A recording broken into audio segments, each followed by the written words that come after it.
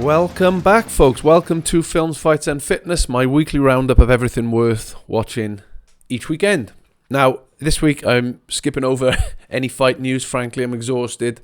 I'm fatigued. I'm sick to death of all of the banter and the conspiracy theories online around Tyson pulling his punches. He wasn't. That was an edited clip that someone put together of him pulling back his punches because he was scared he was going to get countered. If you actually watch the whole fight end to end, you'll see he's landing big shots throughout, or he's trying to. He's swinging. Sometimes he's catching Jake Paul, sometimes he isn't. But some idiot online decided to edit together all the times where Tyson went to throw a punch and then pulled out because he knew he was about to get countered by the younger, fitter, faster, stronger man in a big ring. If he was in a telephone box, I always said this, if he was in a telephone box, maybe Tyson would have stood a better chance. But you can't judge a fight on a 30-second clip off TikTok of someone hitting the pads really fast and going, oh, wow, he's ready. No, because that's a stationary target. Tyson had to chase Jake Paul around the ring. That's a different thing. But anyway, promised myself I wouldn't get involved in the fight news this week. So, over to films. I've watched a bunch this week, so you don't have to. Actually, no, that's not quite true. I haven't watched them this week. I've watched them over about the last month, but I've been stockpiling them. I think there are seven films. So, in the last few weeks to a month, I've watched Blink twice, Joker, the new one, that one, Trap, Alien Romulus, Speak No Evil, Subservience, and Deadpool and Wolverine. Okay, so let's get right to the first one, Blink Twice with Channing Tatum, directed by Zoe Kravitz, Lenny's daughter, in her directorial debut. What a great movie. What a great Saturday night movie. To me, it ticks every single box. It's set on a beautiful sun-kissed island, which is something I think we're all sort of missing this time of year. It's got Channing Tatum being Channing Tatum. I was never a fan of Channing Tatum when he first came on the scene. He's a dancer and he just seemed like a poser and all this. But he's really grown on me over the years. He seems like a decent guy, and he can be very, very, what's the word? He can be very self-deprecating in some of his roles, and I quite admire that. In, you know, he's such a big, handsome dude, and he manages to pull that side of himself off quite well. Pardon the pun. Yeah, great movie. Great Saturday night movie. Blink Twice. Zoe Kravitz smashed it as a directorial debut.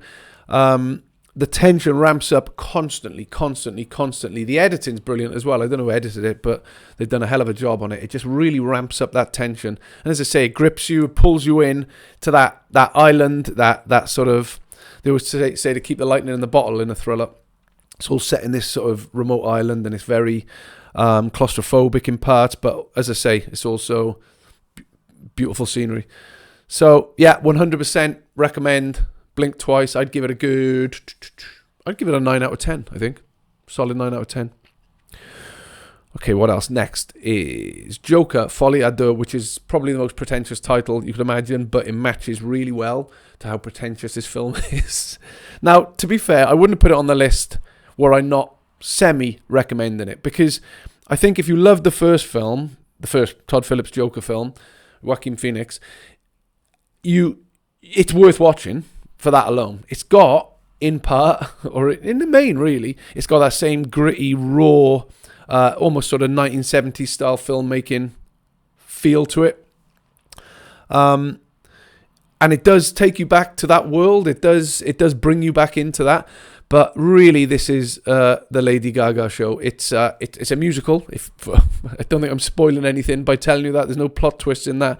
It's a musical. For me, it doesn't suit at all. When Joaquin Phoenix is singing, it kind of seems a bit creepy and unusual. So yeah, that kind of maybe fits. Maybe if he did it once. But all the way through, constantly tap dancing, Lady Gaga, being Lady Gaga. That's the problem. She's too good. She's too good a singer to pull that off. And she's also a great actress, by the way. I've seen her act before. She's good. She's solid. But she's playing herself in this. She's not playing Harley Quinn. She's playing herself, clearly. And I don't know if she had some sort of thumb on a scale during the production. I don't know if she put some money into it and said, I'm only doing this if I can release an album alongside. I got no idea. But I can't think of two genres of filmmaking that fit together more badly than gritty, raw 70s style cinema and essentially modern day musical.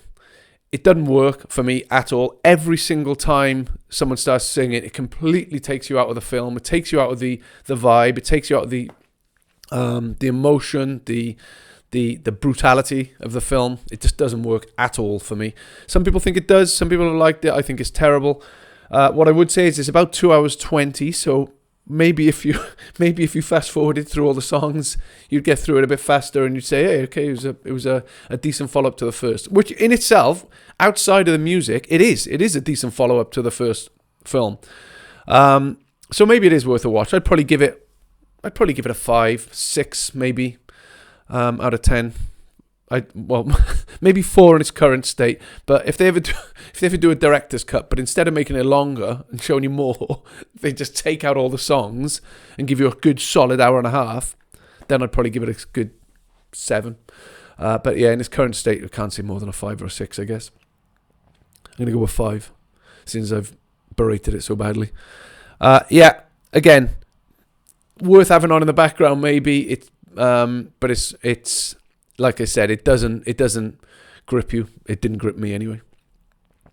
Okay, next up is a film called Trap, which is the new thriller from M. Night Shyamalan. Now, if you know Shyamalan, you know the films that he makes, you know the types of films, he knows a lot of twists and turns. Like I say, I try and keep these reviews 100% spoiler-free, and that generally means being 100% plot-free. I don't go into the plot details at all if I can help it. I try to talk about the vibes that a film brings you, so you know what sort of mood you need to be in to watch that film. I think that's actually more important than what happens during the or in the plot line. So Trap is I'll call it a contained thriller. Don't watch the trailer, because a couple of the twists are given away throughout the trailer. But if you have seen the trailer, also don't worry, because those twists kind of happen early on. That's all I'll say on that.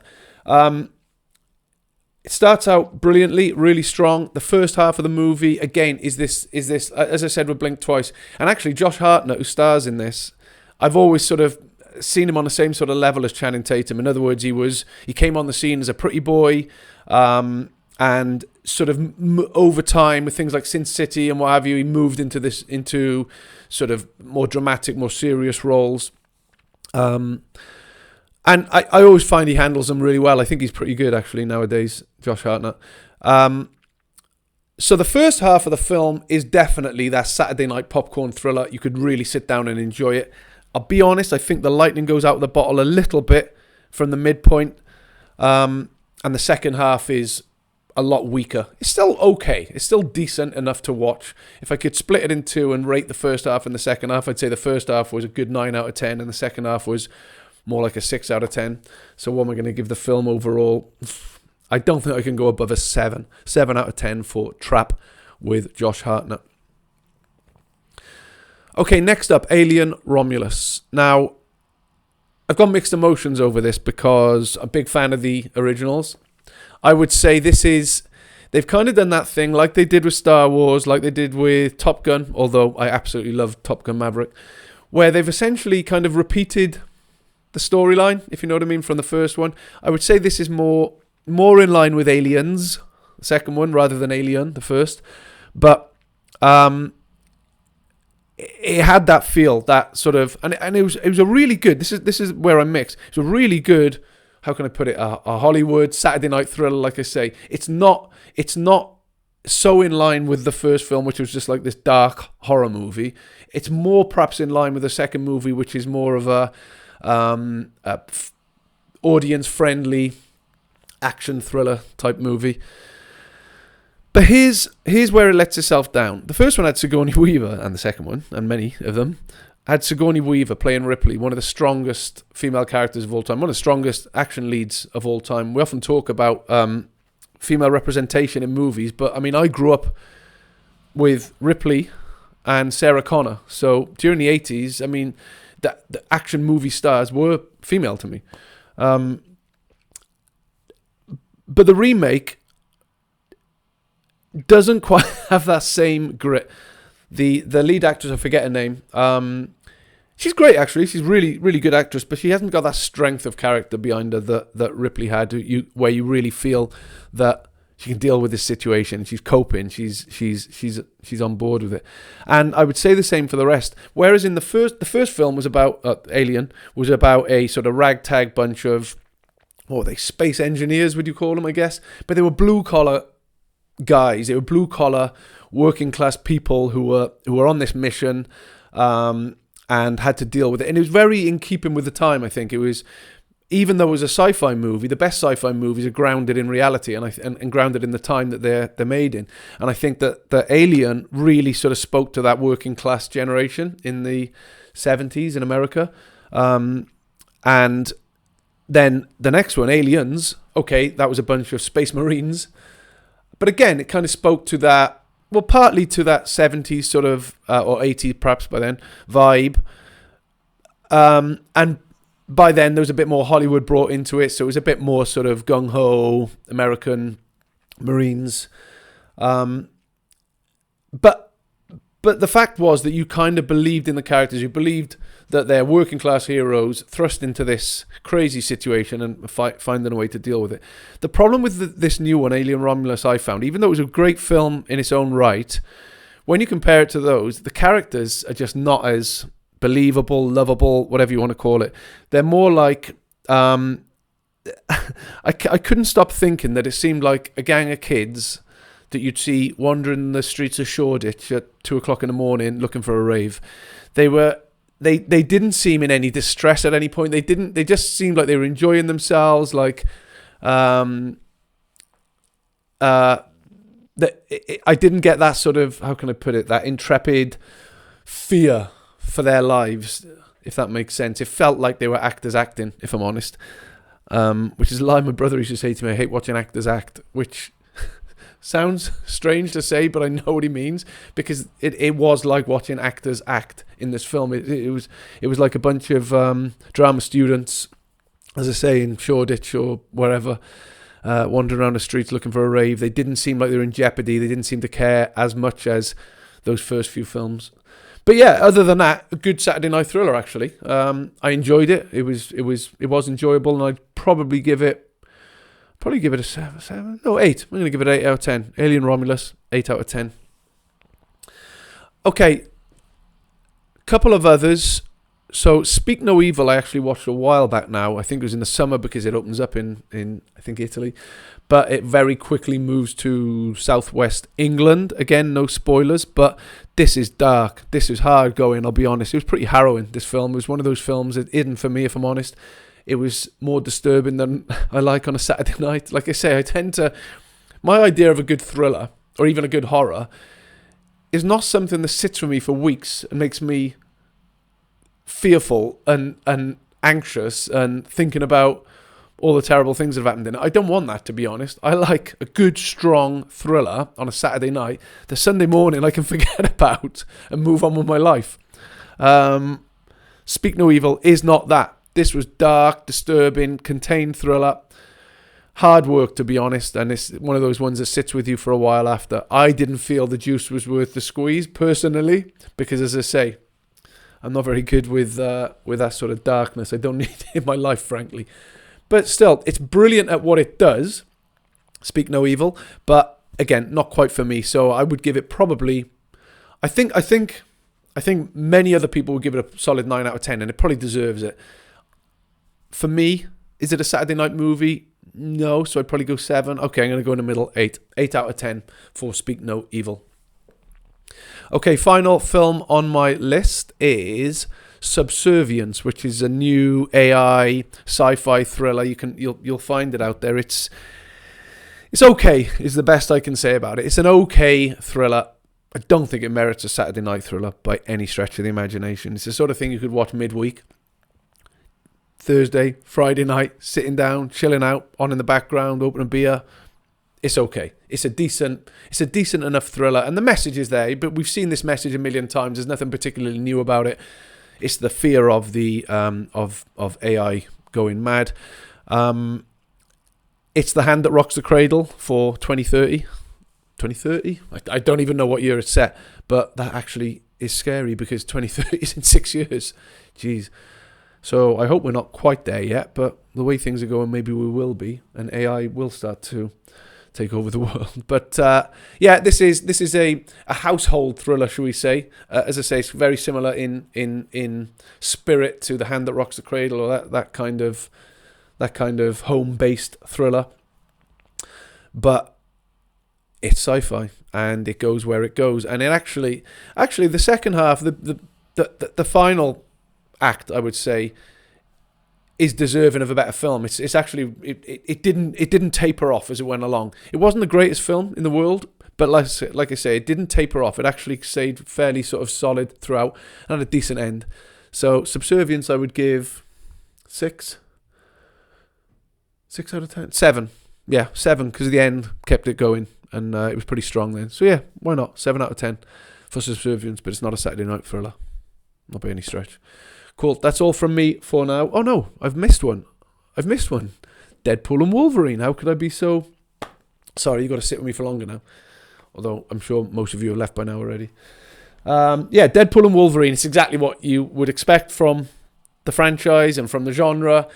I'll be honest, I'm getting a little bit tired of that genre now. The winks to camera, the inside jokes, it gets a bit exhausting. It was funny when Deadpool first started doing that. It really was. It first of all, the X-rated gags, that was relatively new.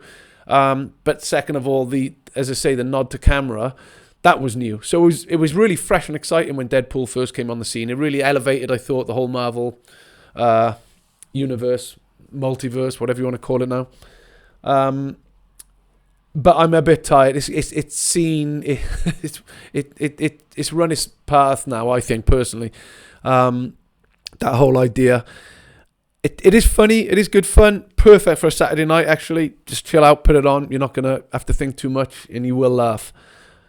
But as I say, it's difficult to care for characters when they're constantly looking to the camera and making a joke.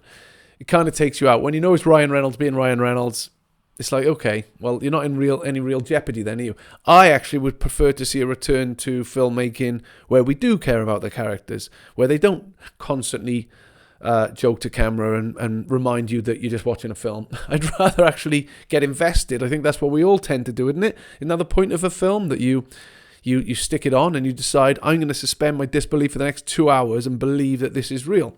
But if they're constantly reminding you that it's not real, then kind of takes you out of it a little bit, I think.